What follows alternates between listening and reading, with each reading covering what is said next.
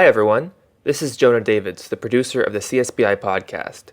Richard is busy this week, so we're releasing a podcast he did recently with Noah Carl, who is an independent researcher, writer, and free speech advocate.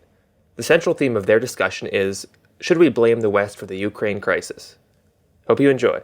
Hello, welcome to my first podcast, where I'll be discussing the Ukraine crisis with Richard Hanania. He's a writer, researcher, and president of the Center for the Study of Partisanship and Ideology. You can find him on both Twitter and Substack. Our discussion centers on the question, should we blame the West for the Ukraine crisis? Richard takes the position that we should blame the West, at least in part. And although my true position is close to Richard's, I'll try to play devil's advocate, challenging his points and presenting alternative arguments. This is in line with my view that debates are generally more informative than interviews. So, Richard, Russia recently launched a full-scale invasion of Ukraine. That's one country launching an invasion of another, neither of which is Western. So why should we blame the West for this? So first, thanks for having me here, Noah. I'm honored to be your first guest. I wish it was under less dire circumstances, but nonetheless, I'm honored that of all the people you picked for your first guest, it was me. So the question of blame, one thing I've been on social media a lot. I've been watching the discourse. I've made my arguments out there, and I've seen how people have responded to me. And I think there's so much moralizing. And I think when we frame the question as who's to blame, like, if, it's almost impossible to have a conversation like, I'm always thought I'm an American, so I try to influence American policy. I don't try to influence Russian policy or Australian policy or anything like that. I mean, so many of us who are skeptical of American foreign policy have been talking about American foreign policy and what it's been doing wrong. And then so often people will say, but it's Putin. Putin is worse. Obviously when there's a war, the person who starts the war is the immediate cause of it. But this is, this cannot be the end of the discussion. So blame, there's a lot of blame to go around. There's a lot of foolish decision making, and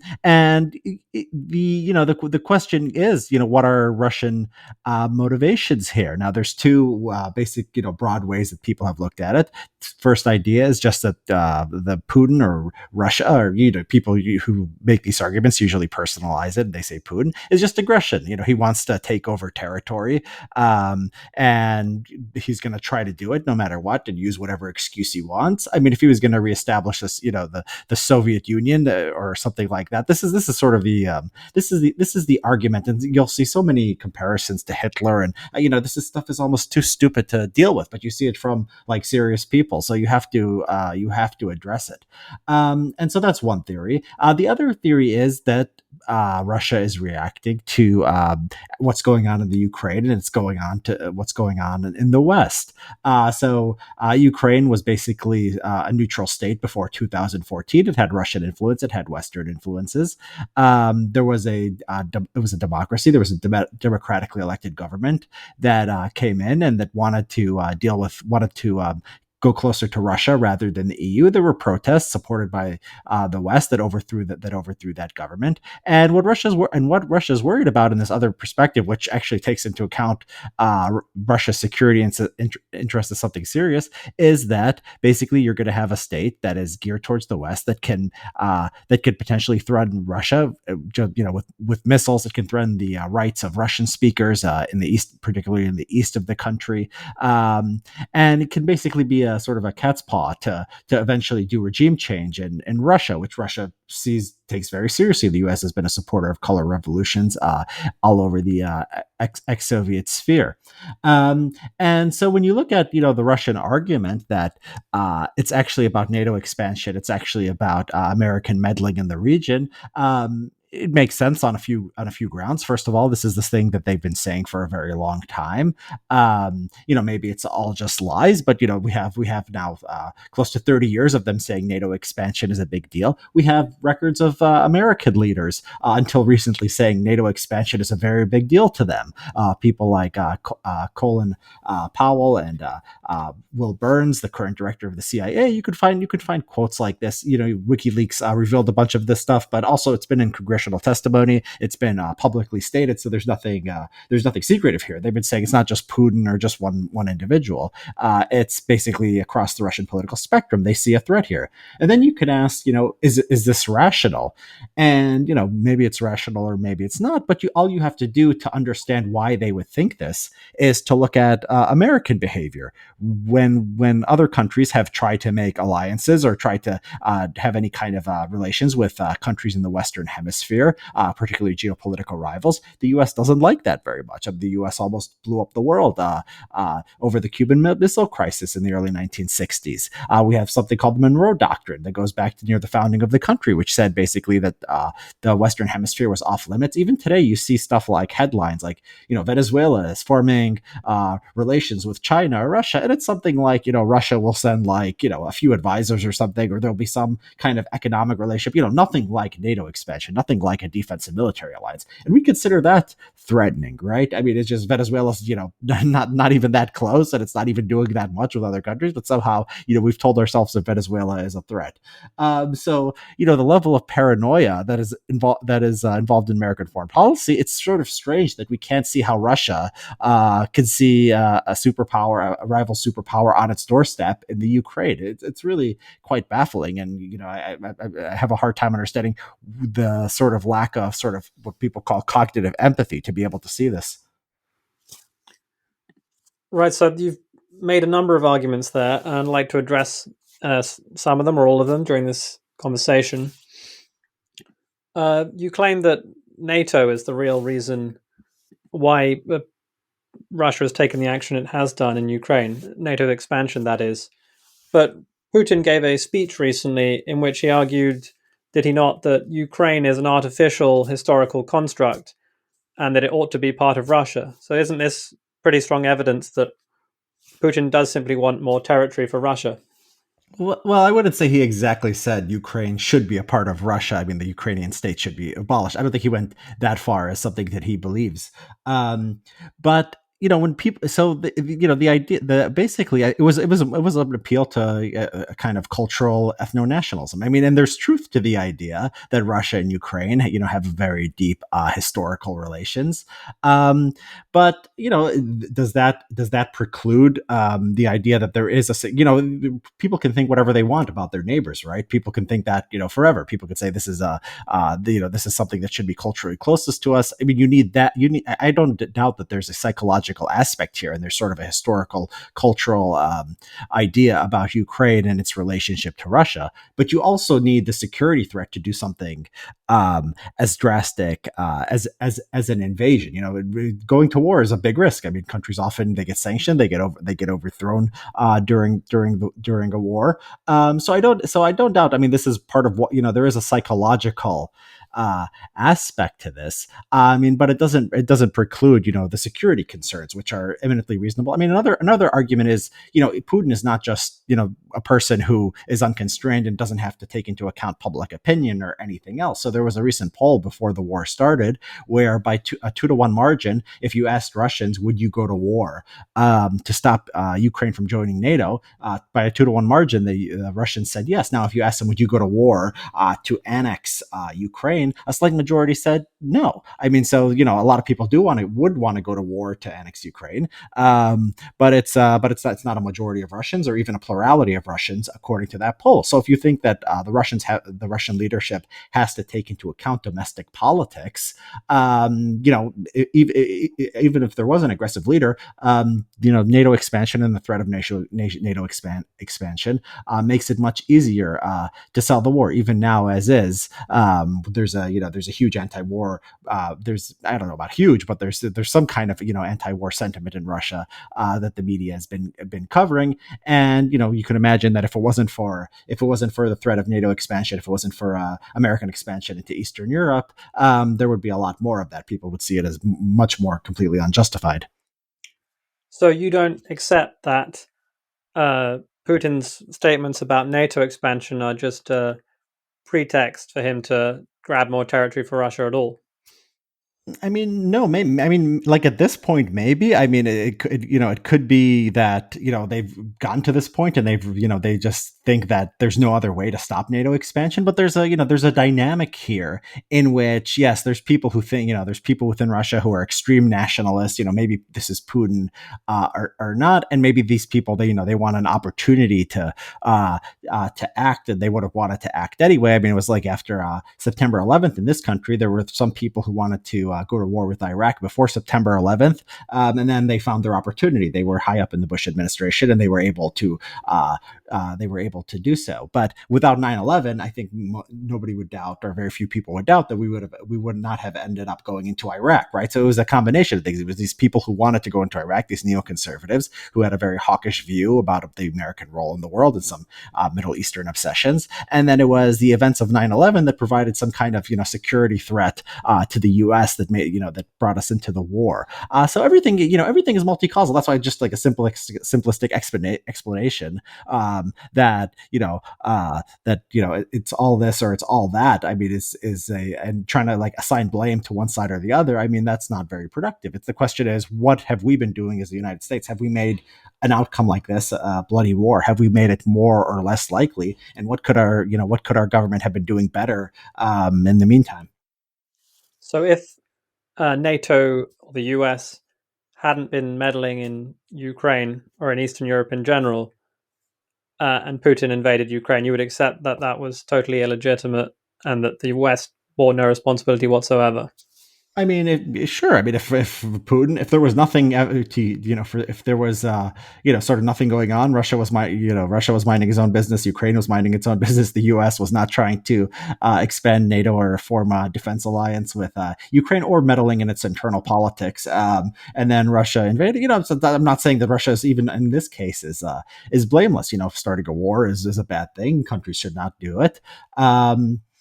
But yeah, of course. I mean, I think the people who argue that Putin is just something like akin to Hitler, and he's just going to invade people no matter what, whatever he can get away with. I mean, they would have a much better case if there was no U.S.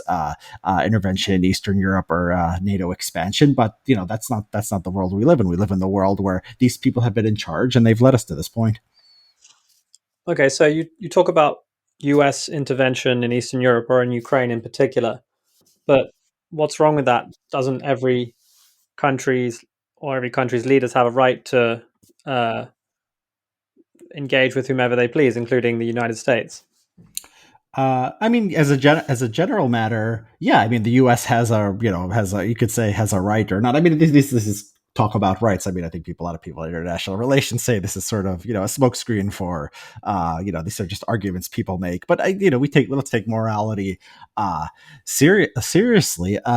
Is the U.S. a consistent defender of democracy and the right of people to make their own decisions? Not really. I mean, they supported the overthrow of the Yanukovych government in 2014, even though they had agreed to new elections. It was just they supported the coup that just basically got rid of the government right away and made the president flee to Russia. The U.S. has overthrown democracies in its past. And so, it's not really a very, it's not a real consistent principle we live by. Maybe more often than not, we're on the side of democracy and people determining their own affairs. But, a lot of time we're not. So like this idea that we have this principle always and everywhere, that's just not true. And then the question is, if the U.S. has a right, and then also, I mean, there's just the fact that we do not allow this in our own backyard. The idea, it's just crazy when you hear people people in the American establishment say things like, we don't have spheres of influence anymore. That should not be something that people do in the 21st century. And you just have to be completely ignorant of American history and current American practice to buy into this. I mean, there was just a story a year or two ago where the U.S. sought to arrest the defense minister of Mexico because he was involved with the drug trade. I mean, the U.S. does this all the time. Latin American countries are basically dictated to, particularly on drugs for strange reasons that are historically contingent and weird, but on all kinds of things. So The moral argument. I mean, if you have to you have to just be blind to everything else going on in the world to take that seriously as a motivator of American politics. Okay, yeah, I want to come back to the issue of America responding in a hostile way to what it sees as incursions into its own backyard. But let's go back to Ukraine for a second. You say that the US supported the overthrow of Yanukovych, but wasn't Yanukovych overthrown by his own people? Wasn't that the democratic will of Ukraine? Well, I mean, is that this is sort of splitting hairs. Is it a democratic will to have a government that was elected, and then the people go to the streets, and then that government is removed? I mean, people can say that's the democratic will, or they could say it's not. I mean, particularly there was the Yanukovych government reacted with some brutality towards the protest. There was a lot of things that the protests did wrong too, but this is sort of this is splitting hairs. I mean, I think that look, if there was you could just do a thought experiment. If there was if it was a completely democratic system that wanted to that produced a leader that wanted to ally with Russia, I mean, there's no way that the U.S. would like this. That there's no way that the U.S. would not be trying to overthrow that government. I mean, the U.S. has been involved. I mean, this is clear during the Cold War, but it's been clear since in interfering in democratic elections in order to get the results that it wants. In places like Italy and Japan in the post Second World after the Second World War. So what is democracy? I mean, in Ukraine, before the invasion, I mean, the country was basically outlawing Russian language education. It was outlawing Russian media, all media in Russian. They not just a few news stations, which they say this is Russian propaganda during wartime. It was basically there was a language law that basically said, not officially, but this was going to be the effect. Everyone agreed that it would basically make it impossible to have Russian language media. And so is that democratic? I mean, we look the other way because there's we've decided already that Russia was the enemy. Whatever Ukraine was doing, that was democratic because they were standing up to Russia and they were trying to ally with the West. So there's this sort of notion that this is about the U.S. being on the side of democracy and other people not being on the side of democracy.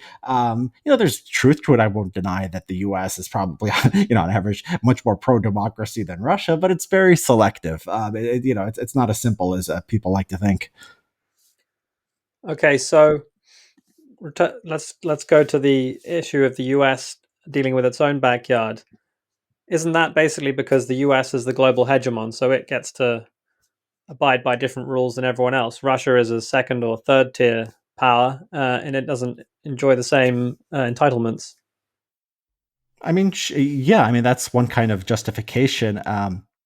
There's nothing in international law that says one country is the biggest power, and then the third biggest power can't do similar things too. So it's an argument based on sort of pure might makes right. But I mean, if that's the argument, then it's something that other people can challenge when they have the balance of power in their own region. So it doesn't really give us much to work with as far as what the U.S. should be doing and what Russia shouldn't be doing.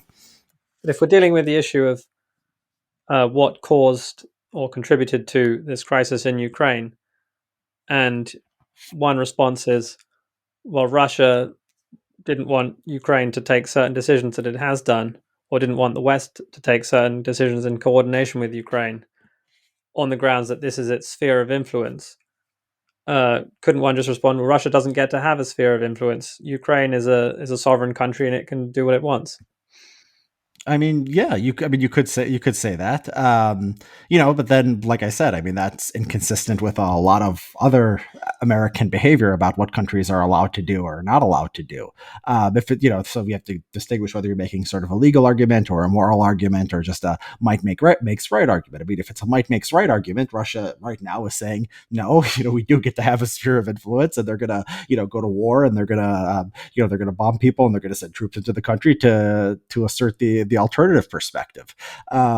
So you could say that as a moral ground. But when you're saying it on moral grounds, you have to ask: is the U.S. Does the U.S. live by this, or is it just very selectively used when basically it can peel countries off from other countries that it considers adversaries? And I think that's clearly the case. I don't think I think that there's so much in American foreign policy that is just not consistent with the idea that we're always spreading democracy. I mean, if you look at something like Iran and Saudi Arabia, I mean, Iran is a much, much more democratic country than Saudi Arabia. It has elections. I mean, the elections actually matter. Saudi Arabia and the Gulf monarchies don't have anything like this. So it doesn't explain much about American foreign policy, because there's so many things you could look at and say, look, we're not on the side of democracy. We're not on the side of self-determination in all these cases. So why would we take that seriously here as sort of the driver of American foreign policy? But couldn't one take the view that no major country, including America, is entitled to a Oh yeah, sphere of influence in which it interferes in the sovereignty of neighboring states, and yeah. hence both the US and Russia are in the wrong?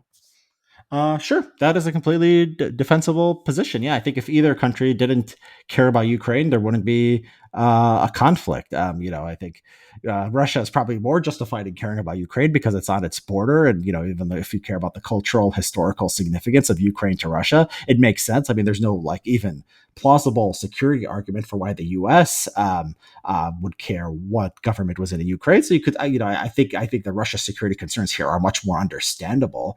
But morally, for the idea, that neither country or no side should be basically intervening in the affairs of its neighbors. I mean, that's a perfectly defensible moral position. I think it's naive. I mean, it'd be nice to get to that point. I mean, I don't think we're anywhere close to that. And I think a country that did adopt that view would probably get, encircled by one of the other powers. I mean, I think the U.S. can adopt. I mean, I don't think there's a much of a threat. China coming and forming alliance with all of Latin America. I mean, I think just the U.S. is so dominant in the Western Hemisphere that nobody really has a chance. But I mean, if Russia or China took that position and didn't try to influence its neighbors at all, I mean, I think the U.S. would try to move in and basically limit the power and the sovereignty and the freedom of movement of those countries themselves. So you can understand why they react how they do.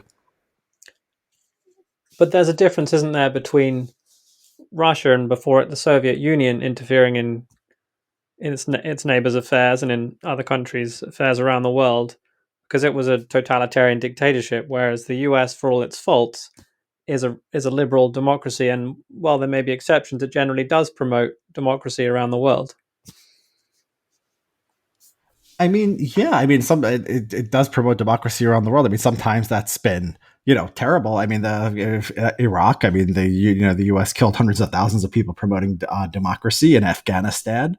There was a 20-year civil war while the U.S. tried to install democracy, and then the civil war ended the moment the Americans left, and then the Americans went and then sanctioned that country, and it's now undergoing a terrible famine. So just because you could say the Soviet Union would probably say we're trying to spread communism and make everyone better off and have a good life. It's something that it's ideologically something consistent that they could say. The U.S. democracy, you could say it spreads democracy. Sometimes that works out well.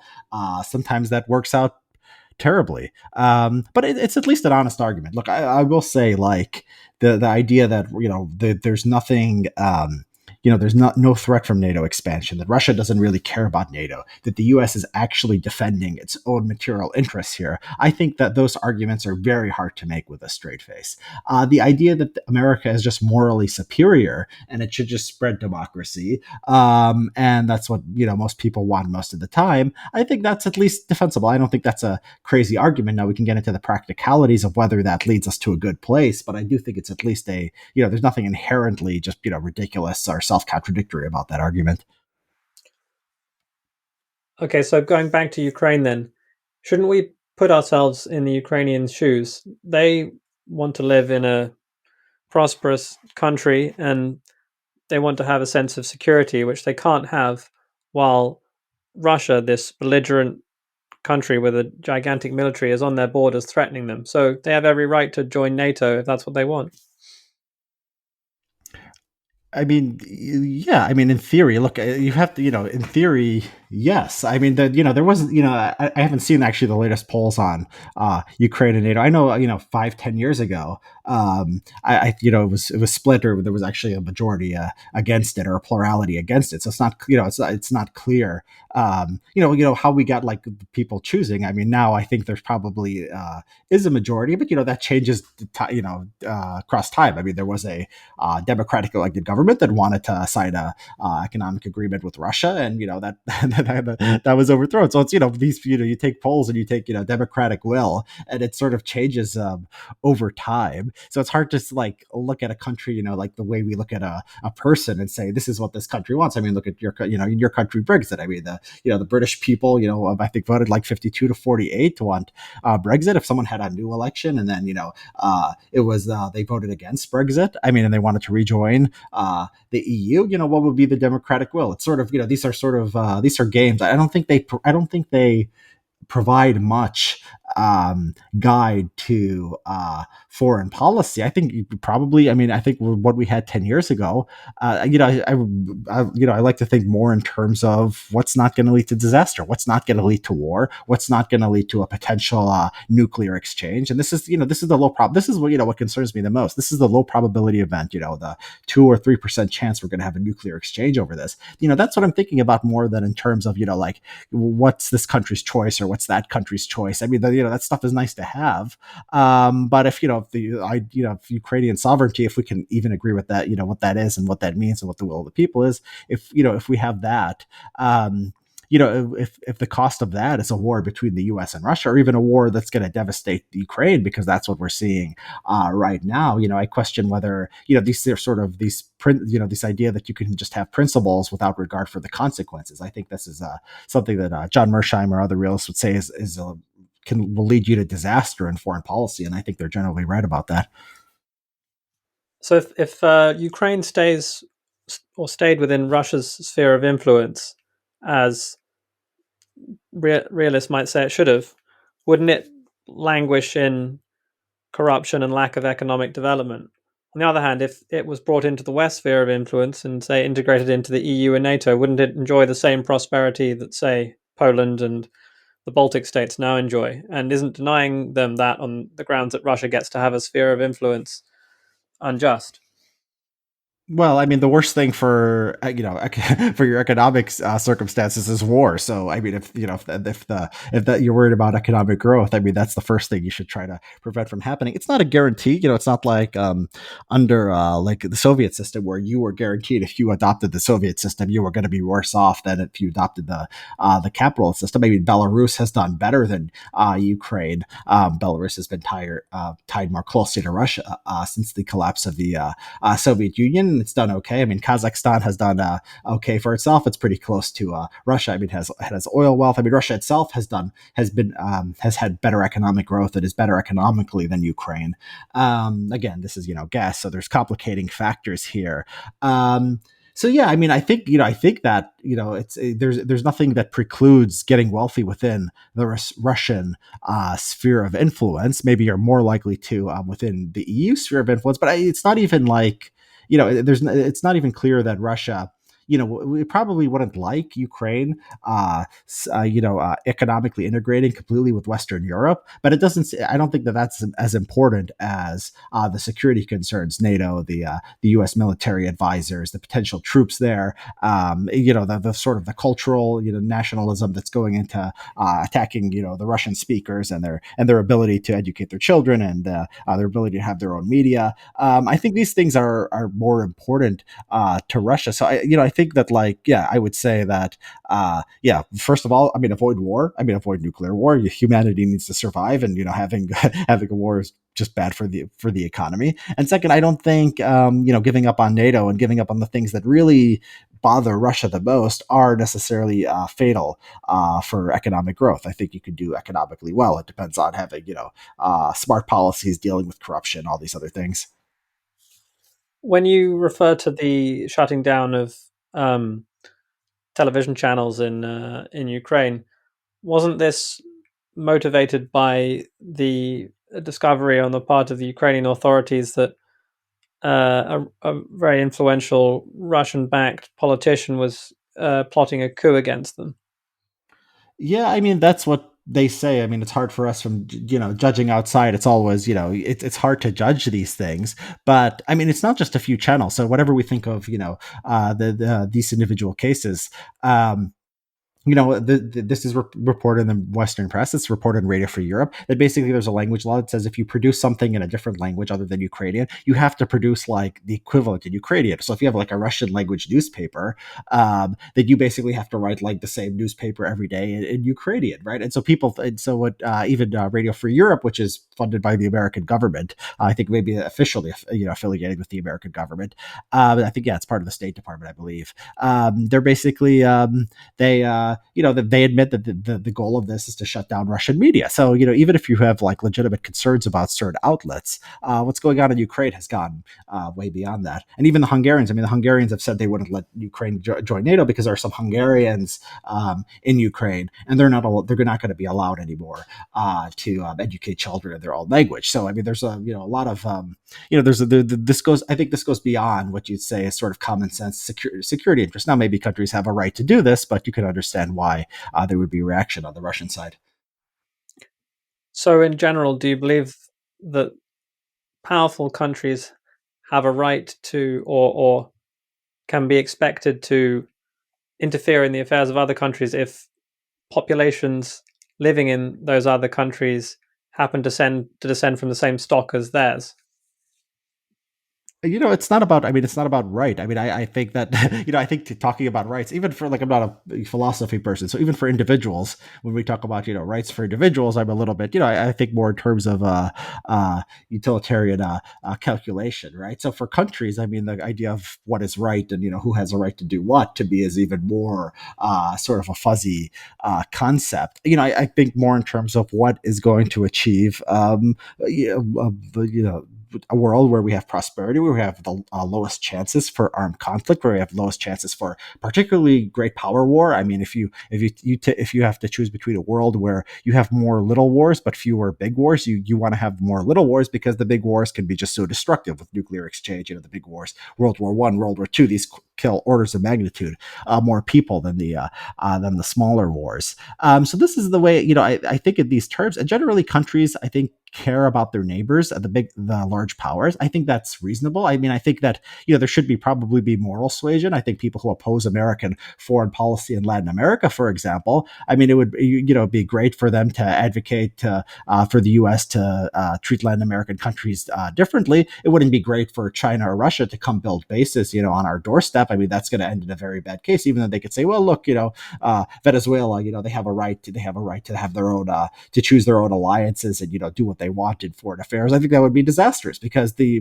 potential fallout of that, I mean, could be destructive for the planet. I mean, it could potentially end millions and millions of lives.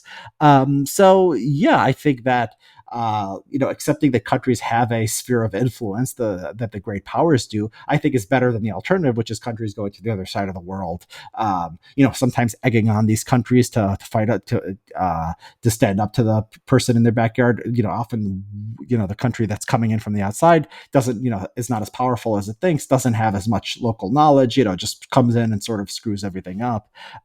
So I guess the way I'd put it is if you have to choose between what's more dangerous, an idealistic foreign policy or one based on spheres of influence, I think the idealistic foreign policy is much more dangerous because I think that's the one that potentially leads to great power war.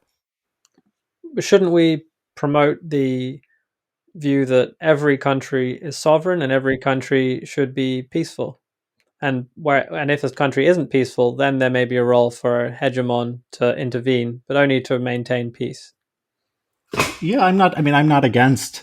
I am not against that. I think that's that's good. I mean, I think that's great as an ideal. That's not what the U.S. is doing. That's not what Russia is doing, of course. But no, I don't disagree with you that would be a great ideal. Now, I disagree that it's the U.S. that should be the enforcer of this rule because that's, like I said, that gets us to a place with huge tail end risks. But isn't the arrangement that you just described as an ideal essentially what NATO is? I don't, so NATO is the idea that every country should be sovereign to determine its own affairs. I mean, NATO is a defense alliance, so it has officially a defense. I mean, it also went into Afghanistan. So I mean, it did, NATO. I mean, it was stayed there for a decade, before the U.S. took over the mission. So I mean, it's all that's sort of questionable whether it's about NATO's also like sailing through the South China Sea and doing at least talking about it. I don't know if NATO's officially done it yet, so it's at least talking about taking sort of more provocative action. But I mean, the other thing that NATO does is it basically it's seen as a potential threat for good reason, because it brings missiles and it brings bases towards Russia. And countries, you could say, well, that's sovereignty, that's their right to do this. Is this the path to world peace? I don't think so. But it is a voluntary defense alliance. It's not an involuntary aggressive alliance. It is indeed it's voluntary. And it is mostly it's a defense alliance, but it's at the same time. I mean, I don't think it looks like, that's the self perception of NATO. I don't think when you make an alliance with a country's neighbors, I don't think this is the way the U.S. would perceive it. And there's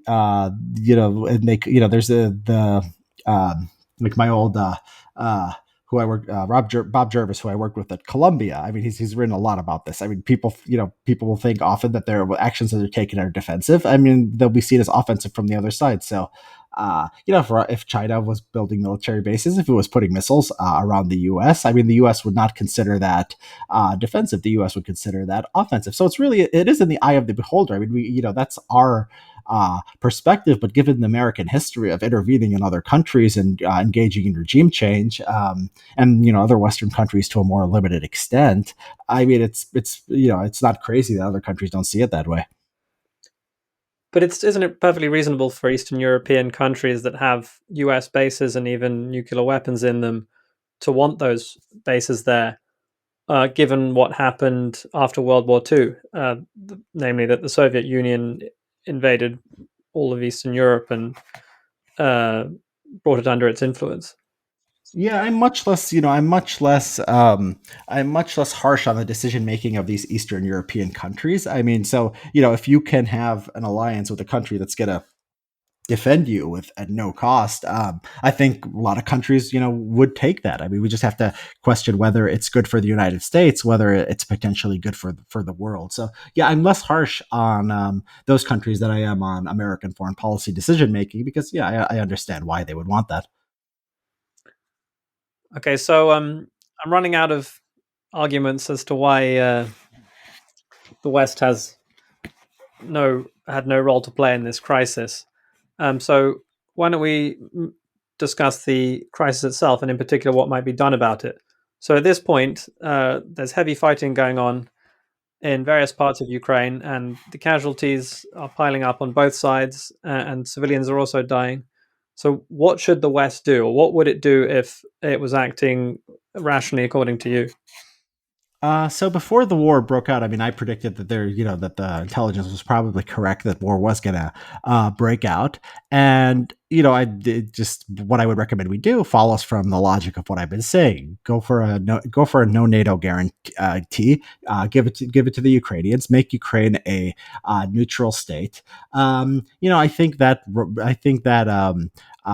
then the idea was, I think you have to recognize you're going to have to recognize Crimea as part of Russia, maybe Donetsk and Luhansk. I mean, these are relatively small parts of the country, but I think that once a country takes once a great power takes land, I don't think it's giving it back. And then hopefully Russia would pull back, and you would maintain Ukrainian independence, but without moving towards NATO. You'd probably have to discuss the question of Russian language speakers and ethnic Russians and sort of their rights within that framework.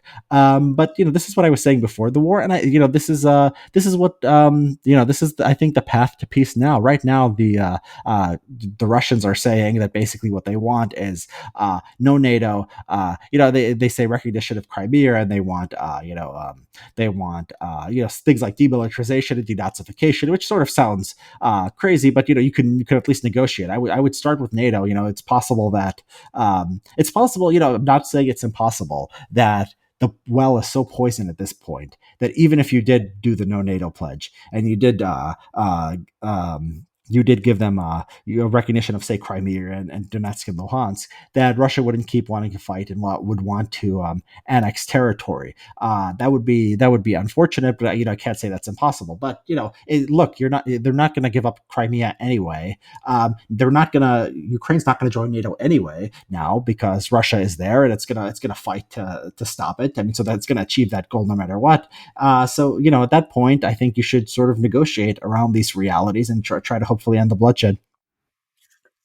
But didn't Russia include among its demands that Ukraine must be demilitarized and denazified, something that's obviously unreasonable, precisely because it didn't want its demands to be met because it wanted a pretext for invasion. Well, that's possible that's their motivation. But look, you can look at when the Americans say, Crimea has to go back to Ukraine. The Russian side can say, well, that's unrealistic. That's not going to happen. That's never going to be met.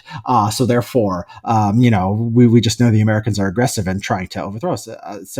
It's like, yeah, I mean, that would be. These are pretty extreme. These sound like pretty extreme demands. What demilitarization means? I mean, we have to. This is what you have negotiations for. I mean, this is the part. This is the things you talk about. You try to reach an agreement. Denazification. I mean, there are Nazis. There were Nazis connected to the Interior Ministry. I mean, the policies of the Ukrainian government towards Russian speakers. I mean, it's exaggeration to call it neo-Nazi, but I mean, it's like it's pretty bad, and you can see how it's Russia with its own history. You can see how it looks like sort of Nazism from their perspective. So you have to talk about sort of what that means.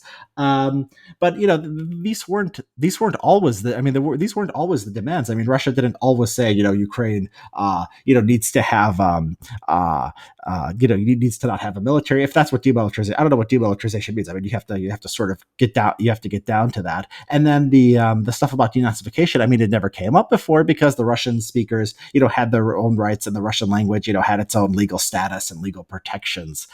So some of this stuff, it's like they're trying to go back just 5 or 10 years to a point where Russia had Russian had protection as an official language. Demilitarization, I don't know exactly what that means. I'm not saying Russia is just has the I think the West and economic markets have done a good job of sort of raising the costs of the Russian intervention. It doesn't mean anything if you can't get to a place where you could eventually agree. And at this point, the basic stuff, NATO is going to be off the table for Ukraine. Getting Crimea back, that's off the table. I think you have to just accept that, and then the other stuff, what demilitarization means, what neutral status looks like. I think that's what you work on. Now, it's not impossible. It's not impossible that you're right. It's not impossible that Russia just wants to annex Ukraine at this point. I don't think that was always the goal. Obviously, I think that's sort of they became more frustrated over time, and they may be just getting more pessimistic about keeping it in its sphere of influence, and public opinion. It seems to be shifting away from Russia and towards wanting to join the West. It's definitely not the same place 5 or 10 years that it was 5 or 10 years ago. So maybe Russia says we have to just annex it or control it, or maybe Russia says, as long as we get the guarantee that's somehow enforceable that they won't be part of NATO. I mean, the Ukrainian people can have their own attitudes towards Russia or whatever, right?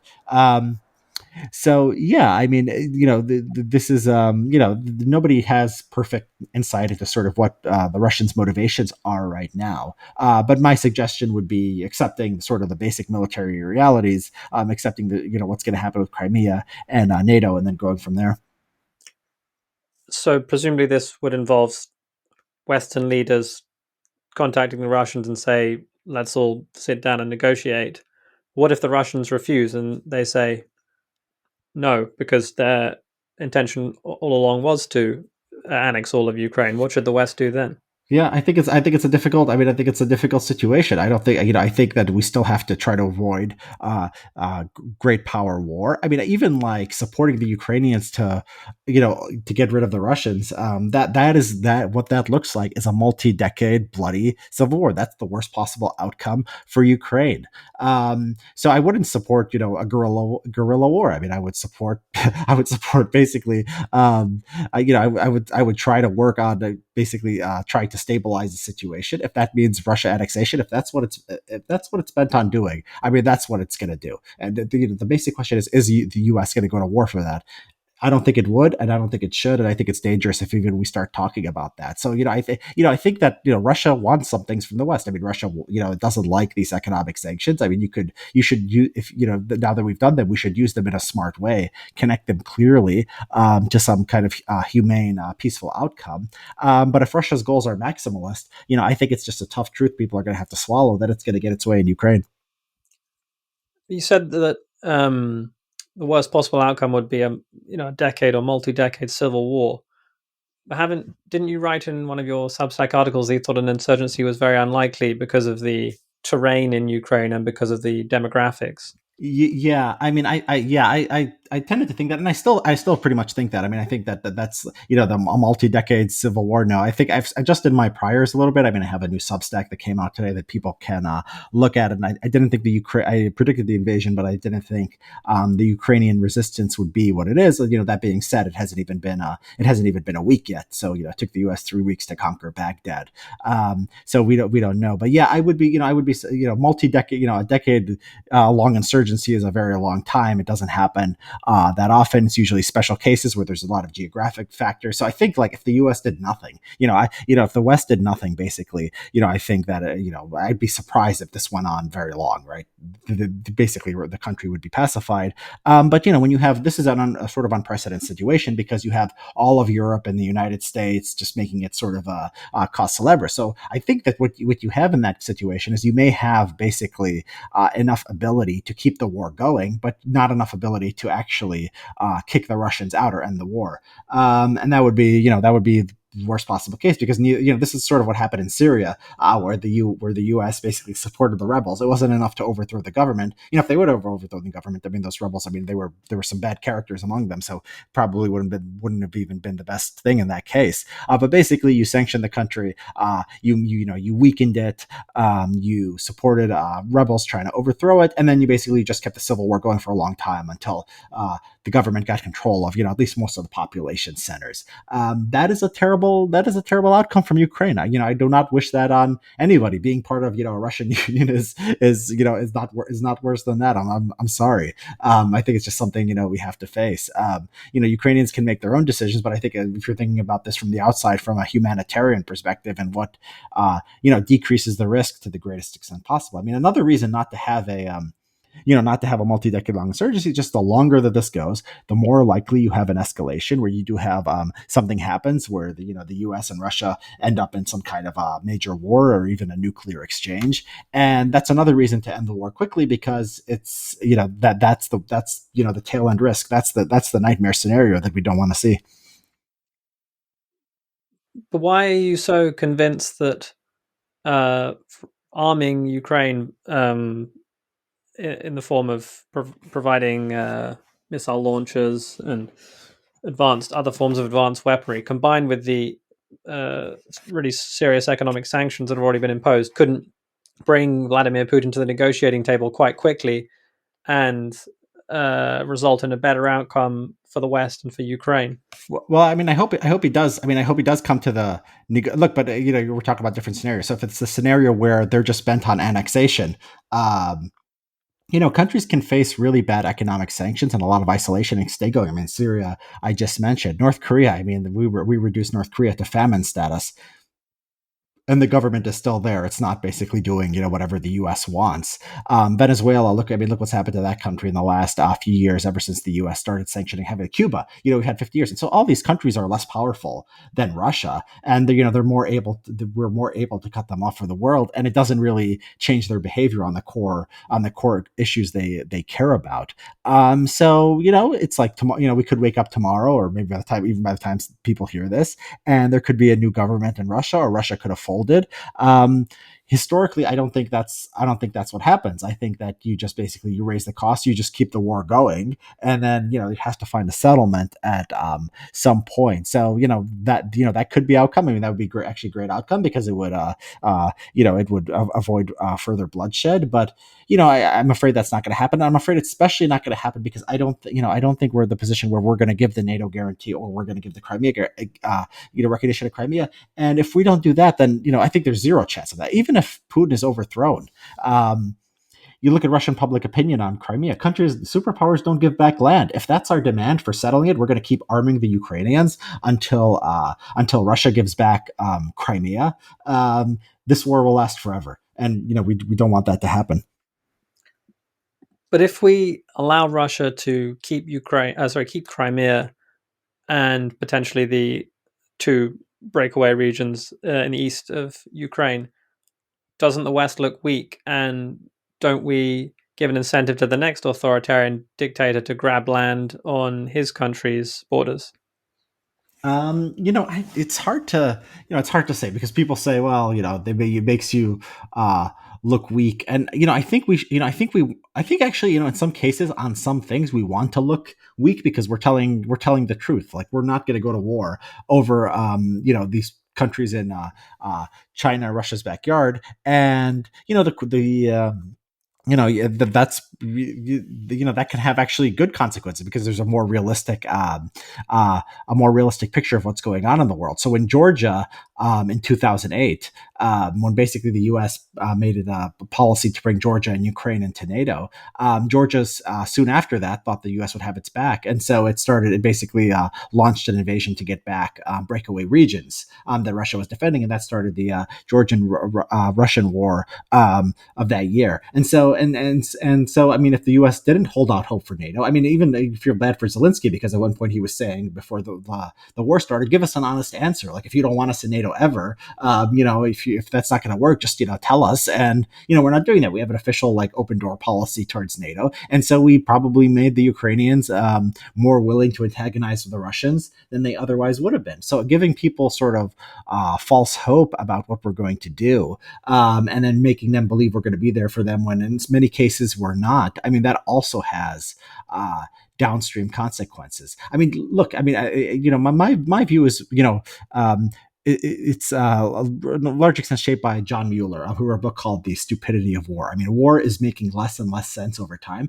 There's a general trend for there to be less interstate war. I mean, countries that have gone into other countries in recent decades, think about the U.S. in Iraq, think about the U.S. in Afghanistan, think about the Russians in Afghanistan. I mean, it's always just a terrible idea. Even China's exertion into Vietnam, I mean, that's a little bit more controversial whether that worked out or not, because they smashed, they showed some resolve and stopped Vietnam from allying with the Soviet Union. But it's also considered by a lot of people to have been a disaster. And so there's very little to be gained by invading and conquering other countries. It's harder to hold. It seems harder to hold territories that don't want to be governed than it used to be. And I think states are realizing that there's a general historical trend, despite the fact that we're witnessing a war today.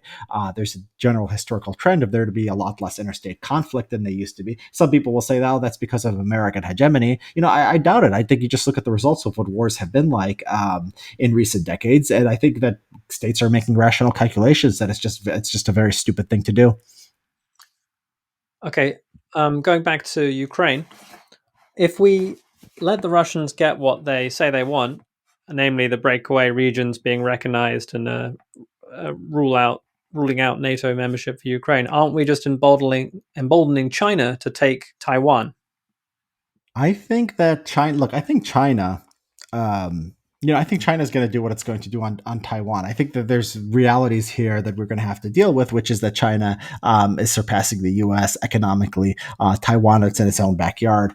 As Stephen Shu, I talked about with Stephen Shu recently on my own podcast. Basically, China can blockade Taiwan, and there's really no way to get around that. It's like it's just a question of you're assuming that like there is a of all the things going on in the world, like people say, oh well, the US pulled out of Afghanistan, so that emboldened Russia. I mean, this is it's hard to it's like hard to make that connection. It's like, yeah, like if you're willing to go to war with everyone always, then you prove you have resolve, right? And you can, but like, people can watch our politics. They can see we're having a debate. So they can sort of see that, like, it can go either way. And you could always convince yourself it would go a different way, right? Just because Ukraine is one thing doesn't mean Taiwan will be one thing, which is not, doesn't mean that Afghanistan will be the same thing. Look, most countries, I mean, I think a better way forward is not for the US to guarantee the defense of every country that potentially could be threatened, or the West. I mean, that's potentially disaster. That's overextension. I mean, the fact that if US wants to, if China was going to wanted to invade Taiwan, I think it would do it while the US was distracted with Ukraine. So I mean, there's a cost in getting involved in one place. It means you can't be somewhere else, or it's harder to be somewhere else. But the best thing to do is to have a norm against non-interference in the affairs of others, and encouraging countries to provide for their own defense. I mean, I think that we can get a lot of mileage out of the fact that markets don't like war. So countries that are belligerent, I mean, they will suffer economically. International public opinion is a thing. I think Russians are hated across much of the world now. People don't want to be pariahs, and war is a really bad idea, like I said in previous decades. So yeah, I mean, there's the alternative to America not defending everyone all the time is not that everyone starts conquering everyone else. I mean, some people do think that, and that's why they argue for American hegemony. I don't think that's the case. I think the better alternative is a norm of state sovereignty, and then encouraging countries to take up their own defense. Okay, well, I think you've done a very good job at defending your position. Are there any other counter arguments that you feel I haven't presented to you that you'd like to discuss or refute? No, I mean, Noah, I think you did a good job of sort of summing up, a lot of the conventional wisdom and a lot of, the arguments that people make. And I think you thought of some, few ones that were even better than what people normally say. So, no, nothing, nothing that comes to mind. Okay, and have you got anything else coming up on this topic that you'd like to alert listeners to? Not in the immediate future, but or nothing. At least I want to announce right now. But stay subscribed to my Substack, my Twitter, and then the CSPI mailing list, which is cspi.substack.com, for any updates that I do or my organization does. Great. Well, thanks so much for coming on my podcast. It was a pleasure. Thanks, Noah.